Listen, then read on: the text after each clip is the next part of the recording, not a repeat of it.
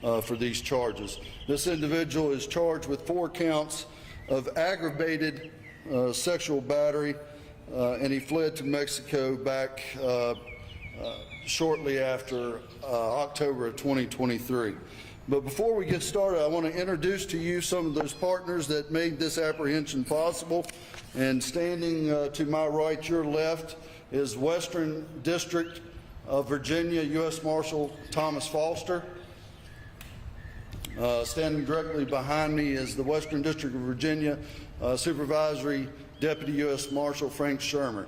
And then, of course, my team here, and the lead detective on this case is Detective Bolton, and the rest of my staff and those that went to Texas yesterday and took this individual into custody. With that being said, I do want to highlight the extraordinary work that our team did. What this individual did, going beyond the borders of the United States, certainly poses certain challenges for us. However, they were able to apprehend this individual to bring him back here to Botetourt. This investigation is just another example of why I joined the U.S. Marshals Capital Area Regional Fugitive Task Force. The extraordinary job, the assets that they provide, when they turn their focus over to working on missing children and exploited children, this was a beneficial move for us, and this right here proves why we decided to join this team, and has been an invaluable asset for the safety of this community. Now we'll do the overview of the case. On September the 7th, 2023, my office was notified of a sexual battery of a minor. Detectives immediately began investigating this alleged offense. Detective Bolton did an extremely incredible job. You know, this is not something that you take lightly, that people want to sit and read. But I commend her for her courageousness and her tenacity in pursuing this case and delving into the facts and gathering those facts and the evidence necessary to prosecute this individual. And on October the 2nd of 2023, detectives presented these facts to the grand jury, and as a result, the grand jury issued indictments for 4 counts of aggravated sexual battery. In what we believe was an attempt, of course, people don't just up and leave and go to Mexico. Mr. Hightower fled to Nuevo Laredo, Mexico. Our team was undeterred by this flight, and an extensive investigation and manhunt was launched in a collaborative effort, including the Capital Area Regional Fugitive Task Force and other federal partners. There was a lot of people involved in this apprehension. On March 27, 2024, Mr. Hightower was located and taken into custody by Mexican authorities and immediately transferred to U.S. custody. This is Michael Dennis Hightower Jr., 40, of Troutville, Virginia. This individual thought that he could flee away to Mexico and avoid arrest. But know this is little old Botetourt, and if you commit these crimes in Botetourt County, we're going to put resources and come after you and ensure you stand trial for justice for these types of crimes. This arrest right here exemplifies the commitment of our office and the federal partnerships that we have with the task force to ensure that these individuals are brought to justice regardless of where they attempt to hide. The successful apprehension of Mr. Hightower involved multiple agencies, as I said, federal agencies, and some of those agencies that had a pivotal role in his apprehension were the U.S. Marshals Service-Roanoke Division, the U.S. Marshals Service Southern District of Texas, U.S. Marshals Mexico Field Office, the U.S. Marshals Headquarters Major Case Unit, U.S. Immigration and Customs Enforcement, U.S. Customs and Border Patrol, U.S. Homeland Security investigations, the U.S. State Department, and the Mexico State Police.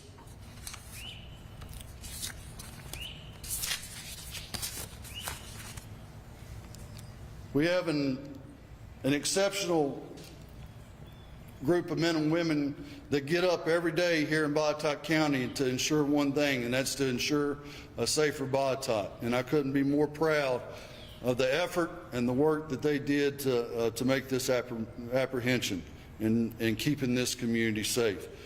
I forgot to preface at the beginning of the conference that we weren't going to take any questions.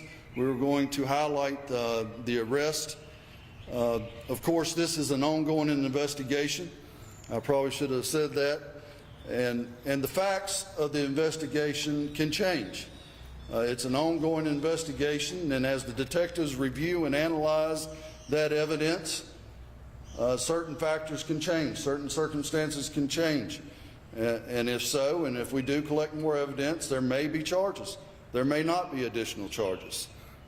So with that, I'm going to turn this press conference over to our partner, U.S. Marshal Foster, and Supervisory Deputy U.S. Marshal Shermer, and they can discuss more on the apprehension and arrest.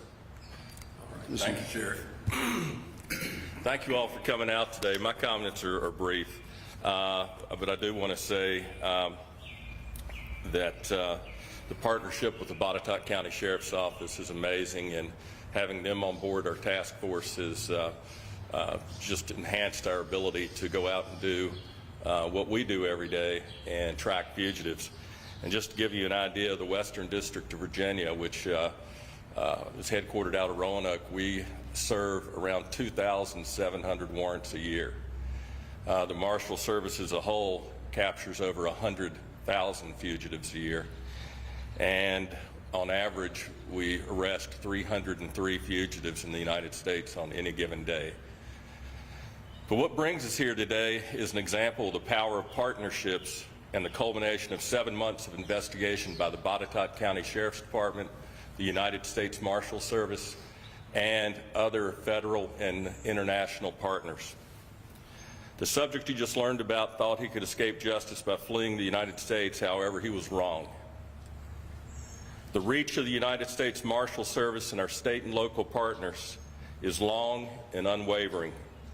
Since 1789, when the Marshals Service was created, one of our key missions has been to track dangerous fugitives and bring them to justice.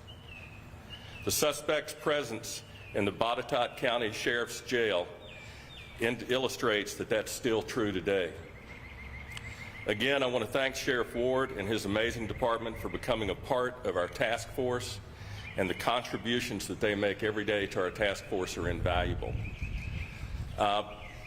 In terms of questions and that sort of thing, we can answer a few general, but not specifically related to the investigation, because we're still, as the sheriff said, investigating and need to protect the integrity of that investigation. However, if you have questions about the sheriff's office and or questions about the Marshal Service and how the task force operates, please feel free to ask, and Supervisory Deputy Shermer will be glad to handle those questions. But thank you. Thank you. Have any questions? Are you able to share an age range of the victim? We have, of course, we have that information. I believe it'd be best to ensure that we don't make an identity or encourage any more of an identity. I think we'll leave the details of that. A minor. Do you know if Mr. Hightower had any connections to Mexico other than just trying to flee? Yeah, he did have connections in Mexico, and that's what typically made this investigation a little bit more difficult. Most fugitives in this that commit a crime, they don't necessarily have a plan in place, or they're acting out of desperation. But what made this complex, that required all the extra support, that made this a very high prolific arrest, in our opinion, was the fact that he was receiving material support.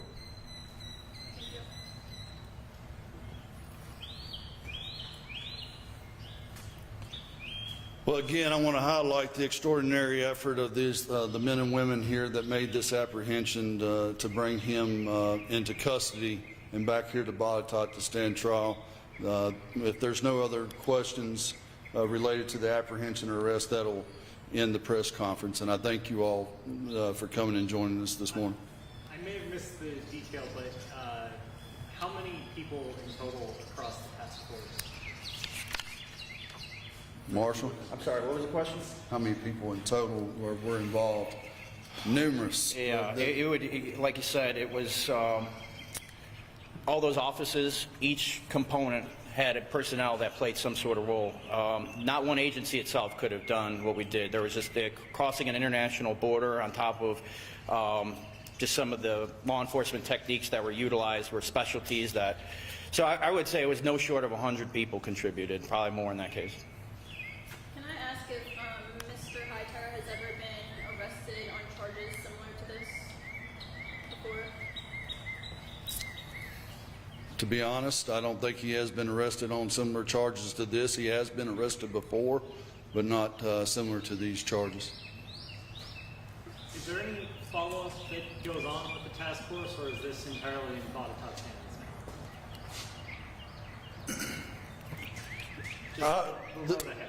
Well, of course, this is an ongoing investigation, so if the circumstances change and additional information or additional evidence is obtained, of course, the facts and circumstances are going to change. So it was all a unified effort, but right now it's safe to say it's in Botetourt County's hands now.